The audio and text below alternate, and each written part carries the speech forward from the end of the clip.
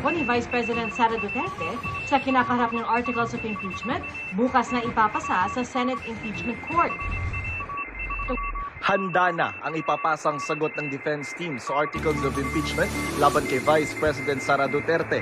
Ayon sa isa sa mga abogado ng vice na si Atty. Michael Poa, magpapasa sila ng sagot bukas na mismong deadline ng Senado na impeachment court. Pero hindi pa nila masabi kung personal silang pupunta sa Senado o ipadadala na lang sa email ang kanilang sagot. Sa media advisory ng Senado mula alas 8 ng umaga hanggang alas 7 ng gabi bukas, hihintayin ang sagot ng bise. Kaya mas maghihigpit ng seguridad bukas ang Senado.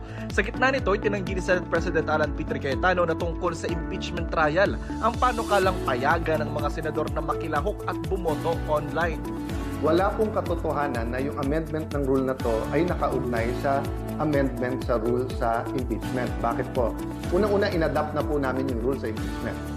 Pag binago namin yun, ipapublish pa, tatagal pa po yun. Sa July 6, sisimula ng paglilitis kay Duterte. Para matiyak ang seguridad sa Senado, oras na magsimula ng impeachment trial, nakikipag-ugnayan ng NCRPO o National Capital Region Police Office sa OSAA o Office of the Sergeant at Arms. Regarding po dun sa paglalagay natin ng barrier, magdidepende po yan sa magiging koordinasyon po natin sa loob ng Senado. Sa ngayon po, ang nilalagay na lang po natin is yung ating mga personnel na para ma-ensure po na kahit na may mga dumadating po or may mga ralista na nagkakatipon-tipon ay maayos pa rin po yung flow ng traffic sa paligid po ng Senate. Divisoria, Maynila ang punta ni Zaira para mamili ng school supplies para sa mga anak niyang nag-aaral. Mas mura kasi kumpara sa mall. Tatlo yung estudyante ko. Kapag bumili ako ng bultuwa, may chance na hindi ko mabili yung iba pa. Tulad ng uniform, ng bag. Ayon sa mga tindera sa Divisoria, mas mababa ang presyo nila sa ilang school supplies kumpara nung isang taon. Mas mura po kasi ngayon ang school supplies since mababa namin siya nakukuha. So kaya namin siya mas bigay na mas mababang price. Base sa taon Halos hindi maaninag ang ilang kalsada sa Metro Manila nang biglang umulan kagabi. Kahit hindi pa talaga tag-ulan, precursor o paramdam na ito ng habagat na opisyal nang nagsimula ayon sa Pag-asa. At asahan din ng mga ulan sa mga susunod na araw habang pinaiigting ngayon ng Bagyong Doming ang habagat. For Metro Manila, magsisimula na yung mga cloudiness starting tomorrow. Tapos yung possible na buong araw, maulap at maulan, magsisimula yan ng Tuesday. Dahil yan sa effect ni Doming, sa ngayon ay generally northward yung paggalaw niya. Sa Sorsogon, pasulpot-sulpot ang ulan kahapon pero malalakas naman ang bugso ng hangin. Malalakas din ang alon kaya nahirapang pumalaot ang mga mangingisda. Sa Davao Occidental naman, rumagasa ang ilog dahil sa tuloy-tuloy na ulan. Banta rin ang pagguho tuwing matindi ang ulan dahil lumalambot ang lupa.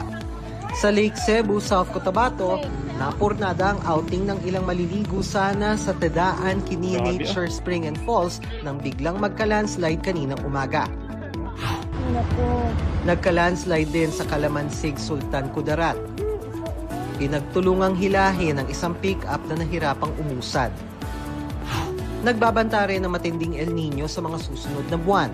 At taliwas sa pinaniniwala ang mas konti ang ulan pag El Nino, asahan daw na mas marami sa pangkaraniwan ang pag-ulan, lalo pa pagsapit ng Hulyo hanggang Agosto. Common misconception yan, no, na pag sinabi natin El Nino ay walang ulan or tagtuyot. Yung case for this year's El Nino, possible El Nino event, ay towards the end of the year pa natin mararanasan yung lesser amount of rainfalls. Kaya naman kahit hindi pa gaanong inuulan, ang ilang mga taga-barangay Bagong Silangan sa Quezon City na laging nabibiktima ng baha tuwing lumalakas at tumatagal ang ulan, meron ng ilang mga pinaghahandaan. Basta yung ginagawa namin dito pag umuulan, inaano na muna namin yung gamit namin. Sinisecure muna namin yung gamit namin, di mababasa. Tapos kami, kahit naman nasa second floor kami, umanib pa din kami, umi-evacuate pa din kami doon sa taas kasi nasa gilid kami ng creek. Yung namin, rep at saka yung washing, yun ang importante para hindi siya manibas. Pero kung sa tubig, lang naman, ulan, hindi naman basta-basta po babaha. Ikaso pag nagpaano yung mga dam, yun doon biglang tataas yung tubig. Yun, kaya nung nakaraang taon, July, buti hanggang dito lang. Hindi umabot sa loob, pero na kami handa na. Resort guest sa El Nido, Palawan, ang pagdaloy ng maitim na tubig diretso sa dagat. Ang malinaw na tubig sa dagat, kitang-kita na haluan ng malaburak na tubig.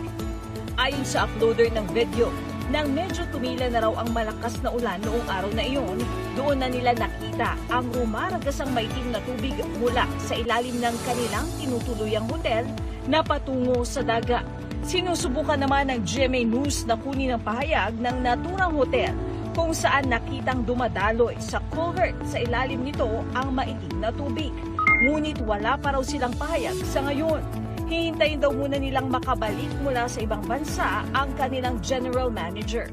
Sabi naman ng barangay, matagal na raw itong problema sa lugar, lalo na kapag tag-ulan.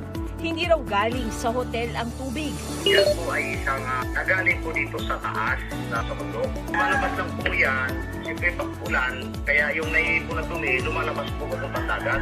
Sinusubukan pa namin kunan ng pahayag ang Department of Environment and Natural Resources, Department of Tourism at El Nido LG. Handa raw Pilipinas na magsilbing bantay sa kalayaan ng karagatan sa rehiyon sa gitna ng mga issue sa agawan ng teritoryo sa South China Sea. Napapaloob daw ito sa Archipelagic Sentinel and the Guardian of the Freedom of the Sea na binuo ni UP Professor at Maritime Expert Professor J. Batungbakal. It begins first and foremost with our geography. Our archipelagic waters are at the heart of busy and vital maritime trade. Muling dumaloy ang puson sa Bulkang Mayon. Ayon sa FIVOX, nagkaroon ng pyroclastic density current na nagdulot ng usok ang bulkan na patungo sa east-northeast nito. Nakataas ang alert level 3 sa Mayon. Ibig sabihin po niyan na pinagbabawal ang pagpasok sa 6-kilometer permanent danger zone. Muli, isa sa may pinakamalaking populasyon ng mga estudyante sa Quezon City ang Commonwealth Elementary School. At sa paparating na school year, nadagdagan pa ang mga nag-enroll sa kanila sa kindergarten. Sa taya ng pamunuan, naabot sa 7,000 ang kanilang mga estudyante ngayong pasukan. Dahil dito, kinakailangan pa nila ng 2 silid-aralan. Sa ngayon, ang classroom-to-student ratio nila ay 1:20-25 sa kinder, 1:35-40 sa grades 1, 2 at 3, at 1:40-45 naman sa grades 4, 5 at 6. Meron po kasi mga rooms na maluwang, big rooms. Na kung i-divide po yun, magkakasya po yung 20 kinder pupils saka another 20 sa kabila, there's a division. Kaya kasya po yung 40 pupils, pero kinder pupils sa isang classroom. Sumulat na raw sila sa Department of Education para tayuan na lang ng gusali ang kanilang covered court. Hiling din nila na mabigyan ng laptop ang kanilang mga guro at mabigyan sila ng TV para makatulong sa kanilang lectures. Paggawa ng partition sa mga classroom din ang solusyon ng Bagong Silangan Elementary School na may pinakamalaking bilang ng mga estudyante sa Quezon City. Halos 9,000 ang kanilang enrolled students. Ang kanilang classroom-to-student ratio, 1:35-45 at 1:50. From grades 1 to grade 3, most of their classroom are partitioned. Pero yung grade 5 and grade 6, standard classroom yon.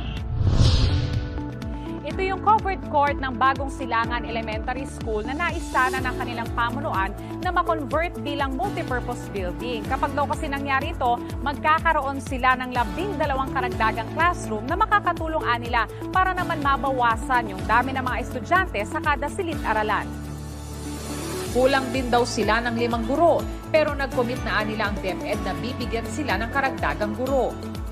Habang yung teacher ay wala pa, ang ginagawa namin ay nag-a-assign kami ng mga special teachers to handle those on leave or nakatransfer ng mga teachers.